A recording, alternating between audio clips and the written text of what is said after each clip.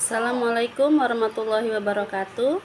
Nama saya Eka Friyatin Widya Lestari dari Prodi Bahasa Inggris Kampus Universitas Pancasakti Bekasi. Ingin mengemukakan tentang konsep ma'rifatul dalam Islam. Yang pertama, ma'rifatul insan. Ma'rifatul insan mempunyai dua kata, yaitu ma'rifat dan insan. Ma'rifat berarti mengenal, sedangkan insan berarti manusia atau diri sendiri. Jadi, ma'rifatul insan dapat diartikan mengenal diri sendiri. Secara istilah, ma'rifatul insan sendiri merupakan suatu proses mengenali dan memahami penciptaan manusia oleh Allah Subhanahu wa taala, yang mana manusia merupakan makhluk yang paling sempurna di antara makhluk lainnya. Manusia terdiri dari 3 unsur utama dalam surat As-Shad ayat 72, yaitu fisik. Segala bentuk yang dapat dilihat secara kasat mata oleh manusia seperti tangan, kaki, kepala, dan lain sebagainya. Ruh merupakan mental yang dimiliki manusia. Akal. Hal ini merupakan hal yang membedakan dengan makhluk lain yang merupakan unsur yang digunakan manusia untuk mampu berpikir dan lain-lain. Ketiga unsur tersebut hendaknya harus selalu kita syukuri dengan cara menjaga dan mengembangkan unsur-unsur tersebut.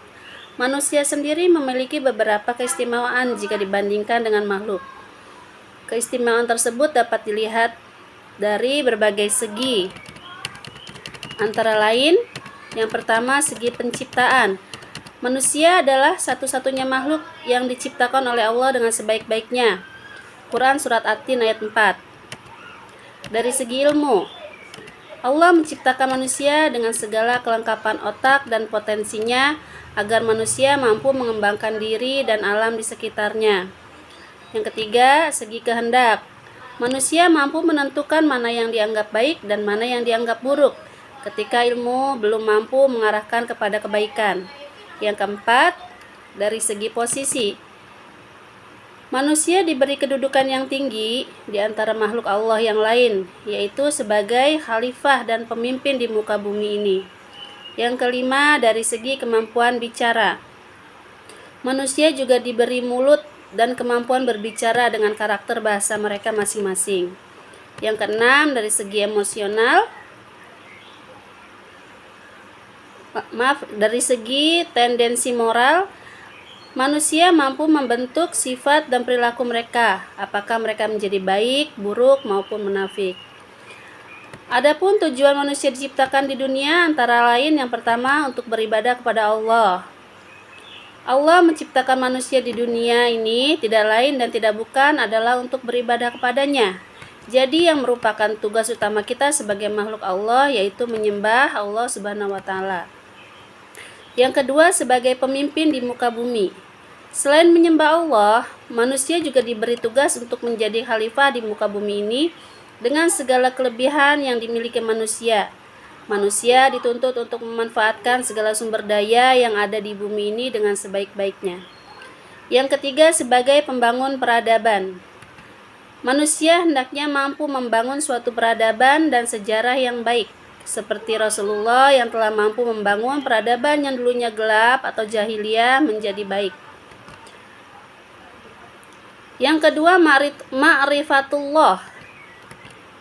Ma'rifatullah pada hakikatnya adalah mengenal Allah, yaitu mencintai dan meletakkan Allah di kedudukan yang paling tinggi di antara hal-hal lain. Allah adalah cinta sejati manusia. Oleh karenanya, kita hendaknya selalu mengingat Allah kapanpun dan dimanapun kita berada, sehingga kita terjaga dari hal-hal maksiat. Cinta kepada Allah dapat kita lihat dalam kisah Nabi Ibrahim dan Nabi Ismail. Keduanya merupakan seorang nabi yang benar-benar mencintai Allah. Bagaimana tidak, ketika beliau harus mengorbankan sesuatu yang dicintainya demi Allah Subhanahu wa taala. Cinta adalah meyakini bahwa dialah satu-satunya yang terbaik. Jadi mencintai Allah adalah meyakini dengan sepenuh hati bahwa Allah adalah satu-satunya zat yang terbaik bagi kita. Hal tersebut sering disebut dengan tauhid. Tauhid dibedakan menjadi 3 macam. Yang pertama, tauhid Rububiyah, Allah sebagai Rabb. Artinya yaitu meyakini dengan seyakin-yakinnya bahwa Allah lah yang menghidupkan, mematikan, menciptakan, dan memberi rizki, mengelola dan mengatur kita semua. Yang kedua, tauhid uluhiyah, Allah sebagai ilahi. Meyakini dengan seyakin-yakinnya bahwa Allah adalah satu-satunya zat yang wajib ditaati, yang menjadi tumpuan harapan kita, pada akhirnya dialah yang wajib kita sembah. Yang ketiga, tauhid mulkiyah, Allah sebagai raja, yaitu meyakini bahwa Allah lah yang menguasai dunia ini dan segala penetapan dan peraturan di alam semesta ini adalah milik Allah Subhanahu wa taala. Para ulama menambahkan satu macam tauhid lagi, yaitu tauhid asma wa sifat, artinya bahwa meyakini dan mengimami nama-nama Allah, Asmaul Husna, dan sifat-sifat Allah dengan sepenuh hati. Yang ketiga, ma'rifatul Rasul. Jika kita berbicara mengenai idola, tentu banyak sekali orang yang kita idolakan, baik penyanyi, artis, pesepak bola, dan lain-lain. Kita pun rela untuk melakukan apapun demi idola kita tersebut. Lalu siapa sebenarnya idola yang pantas kita idolakan? Jawabannya ialah Rasul Muhammad SAW. Jadi secara singkat, ma'rifatul Rasul adalah bagaimana kita mampu mengenali Rasul. Rasulullah ialah manusia yang sebaik-baik manusia, yang pantas kita idolakan, teladani, dan diikuti karena dialah idola sejati dan ideal bagi setiap muslim, baik dari segi fisik maupun sifat-sifatnya. Adapun bukti ketinggian akhlak beliau antara lain, yang pertama, akhlak beliau terhadap tetangga. Rasulullah juga hidup di lingkungan yang bertetangga. Beliau sangat menghormati dan selalu berbagi kepada tetangganya ketika mendapat rezeki. Selalu tolong-menolong dalam hal kebaikan dan lain-lain. Yang kedua, akhlak beliau terhadap istri. Rasulullah merupakan sosok suami yang sangat menghormati istri-istrinya. Beliau juga sosok suami yang romantis bagi istrinya. Yang ketiga, akhlak beliau terhadap sahabat dan pemimpin. Rasulullah adalah sosok sahabat yang selalu mampu membantu kesusahan saudaranya. Selain itu, beliau juga merupakan seorang pemimpin yang bijaksana dan selalu peduli kepada masyarakat yang dipimpinnya. Yang keempat, akhlak beliau di dalam majelis. Sikap beliau dalam majelis selalu menghormati dan menghargai pendapat orang lain, meskipun orang tersebut adalah orang yang musyrik. Yang kelima, akhlak beliau terhadap musuh. Sikap Rasulullah kepada musuh-musuhnya yakni selalu mengampuni dan mau menerima maaf musuh-musuhnya, yang senantiasa selalu menyakiti dan memusuhi Rasulullah. Rasulullah juga memiliki sifat-sifat yang sempurna yang patut kita teladani, antara lain sidik, yaitu jujur, amanah, dapat dipercaya, tablik, menyampaikan, fatonah, cerdas. Adapun konsekuensi kita terhadap Rasulullah antara lain membenarkan setiap apa yang beliau kabarkan, taat dan patuh, menjadikan Rasulullah sebagai teladan, selalu mengikuti syariat ibadah yang beliau contohkan. Selanjutnya, ma'rifatul Islam. Islam menurut bahasa berasal dari kata aslam yuslimu, yang artinya menyerahkan. Secara singkat, Islam bermakna menyerahkan diri. Sedangkan makna Islam menurut istilah yaitu ketundukan kepada wahyu ilahi yang diturunkan kepada Nabi dan Rasul, khususnya Nabi Muhammad SAW, sebagai aturan yang diberikan oleh Allah untuk membimbing umat manusia menuju kebahagiaan dunia dan akhirat. Islam merupakan agama yang paling asli atau orisinil, universal dan sempurna. Hal tersebut dapat kita pahami dari beberapa karakteristik Islam sendiri, yang antara lain Islam memiliki karakteristik Rabbaniyah, Islam memiliki karakteristik Insaniyah, Islam memiliki karakteristik Syumul atau universal, Islam memiliki karakteristik Tawazun atau moderat, Islam memiliki karakteristik al-waqi'iyah atau aktual. Islam memiliki karakter al-wuduh atau jelas. Islam mempunyai dasar-dasar akidah, moral, dan syariat yang jelas. Islam merupakan satu-satunya agama yang diridhoi Allah. Berikut ini adalah beberapa aspek yang membuat seorang muslim yakin terhadap Islam. Yang pertama, Islam adalah wahyu Allah. Yang kedua, Islam adalah dinul haq. Yang ketiga adalah din yang lurus. Yang keempat adalah din yang bersih. Yang kelima, Islam bersih dari syirik. Yang keenam, Islam bersih dari kesalahan dan kekurangannya. Islam juga mempunyai perbedaan dengan jahiliyah. Adapun perbedaan tersebut antara lain, yang pertama, sistem Islam sumbernya dari ayat Allah, sedangkan jahiliyah berasal dari akal manusia. Yang kedua, Allah adalah pencipta, sedangkan selain Allah adalah makhluk. Yang ketiga, Allah Maha mengetahui, sedangkan manusia tidak mengetahui kebutuhannya. Yang keempat, Allah bijaksana, sedangkan manusia sering berbuat salah dan lupa. Yang kelima, setiap yang datang dari Allah adalah kebenaran, sedangkan yang datang dari manusia banyak yang mengandung kebatilan. Yang keenam, agama yang datang dari Allah pasti agama yang benar, sedangkan jahiliyah dipenuhi kerancuan dan jauh dari petunjuk. Berikut adalah sifat wajib dan sifat mustahil bagi Allah yang perlu diketahui. Sifat wajib bagi Allah. Yang pertama, wujud artinya ada. Yang kedua, qidam artinya awal. Yang ketiga, baqo artinya kekal. Lalu mukhalafatul lil hawadisi, berbeda dengan ciptaannya. Qiyamuhu binafsihi, berdiri sendiri dan tidak bergantung pada siapapun. Wadaniyah, esa atau tunggal. Kudrot, berkuasa atas segala sesuatu. Irodat, berkehendak. Ilmun, maha mengetahui. Hayat, maha hidup. Sama, maha mendengar. Basor, maha melihat. Kalam, berfirman. Qadiron, berkuasa. Muridan, berkehendak. Aliman, mengetahui. Hayan, hidup. Sami'an, maha mendengar. Basiron, melihat. Mutakaliman, artinya berkata atau berfirman.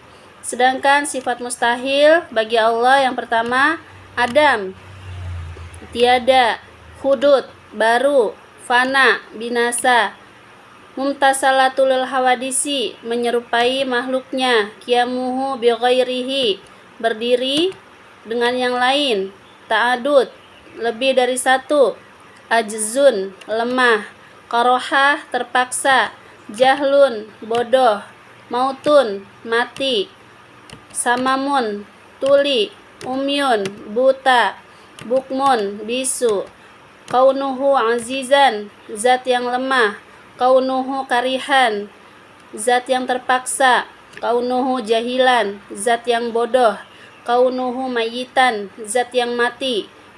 Kaunuhu asoma, zat yang tuli. Kaunuhu amma, zat yang buta. Kaunuhu abkama, zat yang bisu. Bismillahirrahmanirrahim. Ar-Rahman, maha pengasih. Ar-Rahim, maha penyayang. Al-Malik, yang merajai. Al-Quddus, yang maha suci. As-Salam, maha sejahtera. Al-Mu'min, terpercaya. Al-Muhaimin, memelihara. Al-Aziz, yang mengalahkan. Al-Jabbar, maha perkasa. Al-Mutakabir, memiliki kebesaran. Al-Khaliq, yang menciptakan. Al-Bari, yang melepaskan. Al-Musawwir, membentuk. Al-Ghaffar, maha pengampun. Al-Qahar, maha memaksa. Al-Wahhab, maha memberi. Ar-Razak, memberi rizki. Al-Fatah, membuka rahmat. Al-Alim mengetahui, Al-Qabid yang menyempitkan, Al-Basit yang melapangkan, Al-Khafid yang merendahkan, Ar-Rafi yang meninggikan, Al-Mu'iz yang memuliakan, Al-Muzil yang menghinakan, As-Sami' maha mendengar, Al-Basir maha melihat, Al-Hakam menetapkan hukum, Al-Adil yang maha adil, Al-Latif yang maha lembut, Al-Khabir maha waspada, Al-Halim maha penyantun, Al-Azim yang maha agung, Al-Ghafur maha pengampun, Asy-Syakur menerima syukur,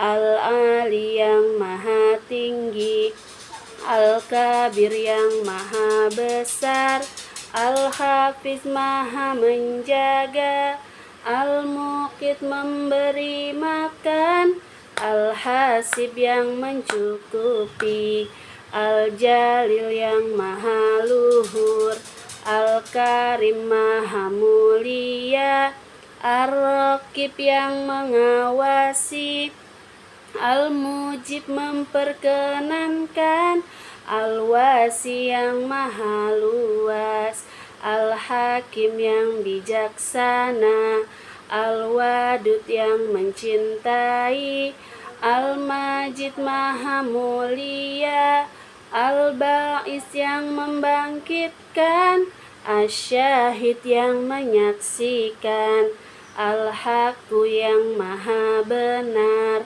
Al-Wakil yang mewakilkan, Al-Qawi yang maha kuat, Al-Matin yang maha kokoh, Al-Wali yang melindungi, Al-Hamid maha terpuji, Al-Muhsi maha menghitung, Al-Mubdi yang memulai, Al-Mu'id mengembalikan, Al-Muhyi yang menghidupkan, Al-Mumit yang mematikan, Al-Hayyu yang maha hidup, Al-Qayyum berdiri sendiri, Al-Wajid yang menemukan, Al-Majid memiliki kemuliaan, Al-Wahid yang maha tunggal, Al-Ahad yang maha esa,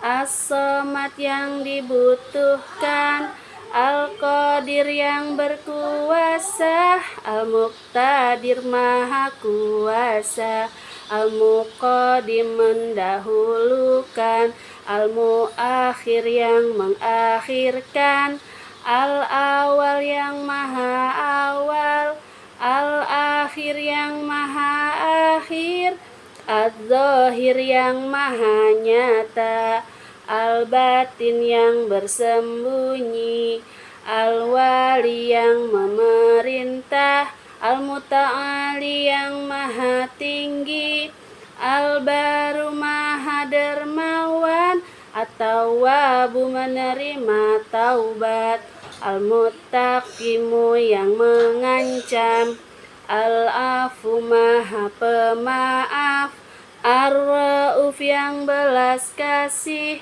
Malikal Mulk memiliki kerajaan, Dzul Jalali wal Ikram memiliki keagungan dan kemuliaan, Al-Muqsit yang maha adil, Al-Jami yang mengumpulkan, Al-Ghani yang maha kaya, Al-Mughni memberi kekayaan, Al-Mani mempertahankan, Ad-Daru membuat bahaya, An-Nafi memberi manfaat, An-Nuru yang bercahaya, Al-Hadi memberi petunjuk, Al-Badi yang maha indah, Al-Baqi yang maha kekal, Al-Waris yang mewariskan, Ar-Rasyid yang maha cerdas, As-Sabur maha penyabar, Al-Zalzala zikluhu,